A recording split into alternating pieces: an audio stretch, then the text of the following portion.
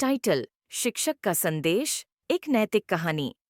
एक समय की बात है, एक गांव में एक शिक्षक थे जिनका नाम रामू हुआ करता था। रामू शिक्षा के प्रति अपना समर्पण और प्रेम लेकर गांव के बच्चों को पढ़ाई देते थे। उनकी शिक्षा विधि बच्चों को सिखाने के साथ साथ उनकी नैतिकता और अच्छे आदर्शों को भी बढ़ावा देती थी। एक दिन रामू ने गांव के सभी बच्चों को एक सभा में बुलाया। सभा में पहुंचकर बच्चे उत्साहित और उत्सुक थे, क्योंकि रामू के पास उन्हें कोई न कोई नई बातें सिखाने का अवसर हमेशा होता था।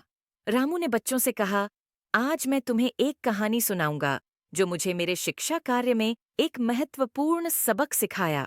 रामू ने फिर बच्चों को एक कहानी सुनाई। कई साल पहले की बात है।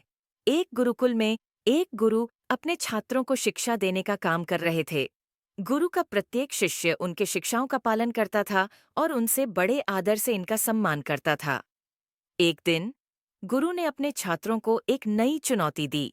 गुरु ने कहा, मेरे प्यारे छात्रों, आज मैं तुम्हें एक कठिनाई का सामना करने के लिए बुलाया हूं। तुम्हें 1 मिनट में 2000 शब्दों की रिपोर्ट लिखनी है। छात्रों ने यह सुनकर हैरानी जताई, क्योंकि यह काम बहुत मुश्किल था, लेकिन वे अपने गुरु के आदेश का पालन करने के लिए तैयार थे। पहला छात्र आगे आया और 1 मिनट के भीतर 2000 शब्दों की रिपोर्ट लिखने का प्रयास किया, लेकिन उसे सिर्फ कुछ शब्द लिखने का ही समय मिला। वह निराश होकर अपने स्थान पर बैठ गया।